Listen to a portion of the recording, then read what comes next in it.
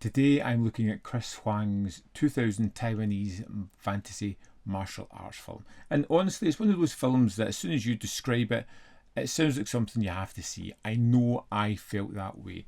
It is a Wuxia epic, a cult fantasy.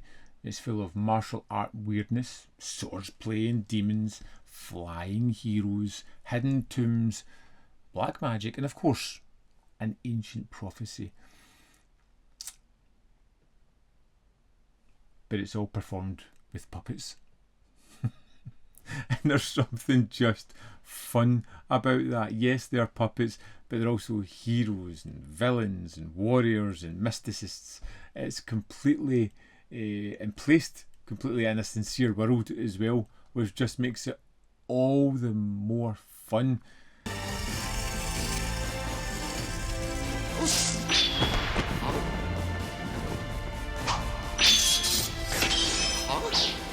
Legend of the Sacred Stone is based on the long-running Taiwanese TV series PILI, which began in 1984 and uses traditional Chinese glove puppetry. Now, that's about all I know about that, and just going into this world, it's not a film that's going to hold your hand taking you through the story. It doesn't spend time explaining every rule. It drops you into the mythology and expects you to keep up. And that is a difficult task to do.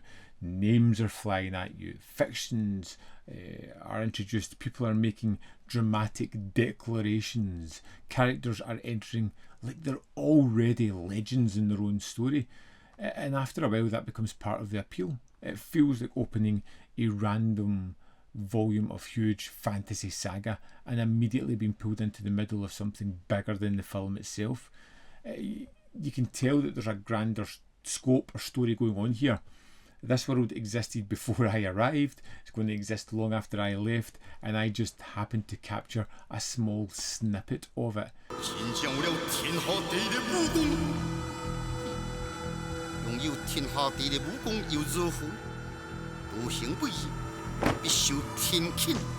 On the other hand, it can be confusing. You kind of lose track of who is who, and some aspects of the story seem to come and go with vast periods of time without their appearance.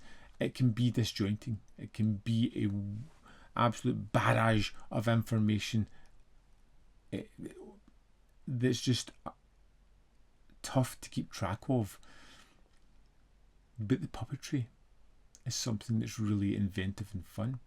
And that's the thing that everybody's going to lean into first. And they should, because it is incredible. This is not simple puppet theatre. This is action cinema with puppets.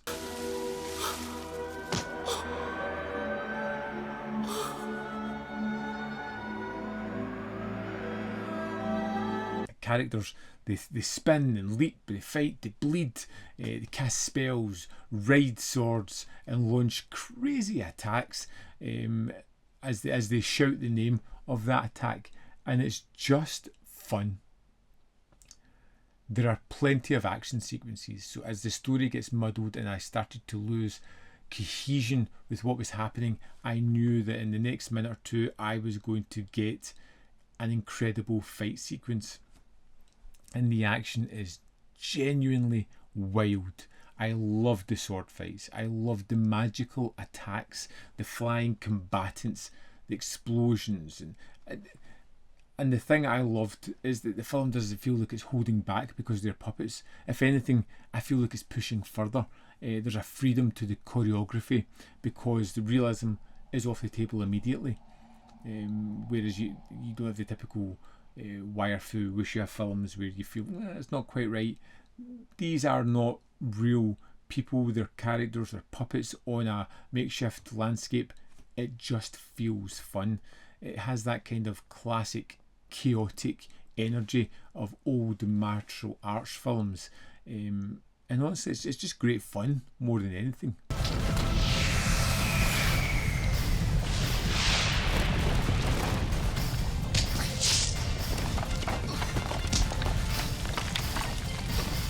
One of my favourite parts of this film is the unkind. They're spectral assassins They're weird and theatrical and over the top, and they have this great kind of fantasy villain energy where they're both really dangerous but slightly ridiculous at the same time. You know, sinister but fun, and that for me works incredibly well. It never becomes too straight-laced. Yes, the mythology is sincere, and yes, the stakes are serious, but we're going to have a little bit of fun with that as well. It knows how strange some of the elements are, and it leans into it a little bit. Visually, the film looks great, and I love how it has all these tropes from great martial arts films I've seen, like the huge hair or the flowing robes or the masks and weapons. All those kind of things are familiar, and every character kind of looks as if they've been created to be memorable, to bring their biggest trait to life. And that's important with the amount of people we've seen before, because it at least gave me some resemblance of they've been in this before. I think they were a good guy. We'll see what happens. I like the look of the film. I love the action. It has this mythology, and it has this texture, and it has this handmade feeling to it at the same time, but it feels enormous in scope, and it's kind of rare that you can see the craft within the puppets. You can tell that they want to show them off the best that they can as well, but it's not going to work for everybody, because the story is so dense and convoluted, and there's so many factions and people. It feels like I've woken up in the middle of a strange mythology encyclopedia, and I don't fully understand everything that's going on. It does have a really steep learning curve to it, but you just have to give yourself over to the way the film makes you feel, the way it looks, the exciting action. Let's dive into the disc and have a look at some of the extras. Here we are in the disc for Legend of the Sacred Stones. If we go to the extras, we'll see that there is a commentary track with filmmaker Ben Wolfe Page, associate editor of the Puppetry Journal for the Puppeteers of America. Then we have a visual essay, Puppets, Wuxia and Spirituality, the lore and inspirations behind Legend of the Sacred Stone. New visual essay by Evan Chester. Now this talks a little bit about the idea of Wuxia as a genre, how it came to be, and evolves into how a lot of that influenced this film. Next we have Character Spotlight, Su Huan Yan, a newly edited compilation for this release showing the evolution of the character of Su Huan Yan over the course of nearly 40 years of PILI TV, which I found fascinating because the idea that there is so much of this already out there that evolved into this film was just a fascinating idea. Then we have a new video interview with director Chris Huang and members of the PILI puppeteering team. It's 42 minutes and it is moderated as always by Dennis Bartok. These are some of my favourite things on Deaf Crocodile discs. Then we have the original trailer 1, original trailer 2. The deluxe edition artwork creation is just under a minute. It's terrific, and it's just showing a time lapse of the creation of the artwork that's on the limited edition case, and it's just cool to see it coming to life. Then we have Deaf Crocodile trailers where we have the Pied Piper, Jiri Barter Shorts, Hoffmaniada, Song of the Miraculous Hind and Dead Mountaineers Hotel, giving you a flavour of other things that Deaf Crocodile does. Also included within this set is a 58-page booklet where we have several essays: The Huang Family, A Century of the Pinnacle of Taiwanese Puppetry. We have Legend of the Sacred Stones, Buddha Jia Hits the Big Screen, Legend of the Sacred Stone by Walter Shaw. And that's the extras for Legend of the Sacred Stone. There we have it, Legend of the Sacred Stone. It is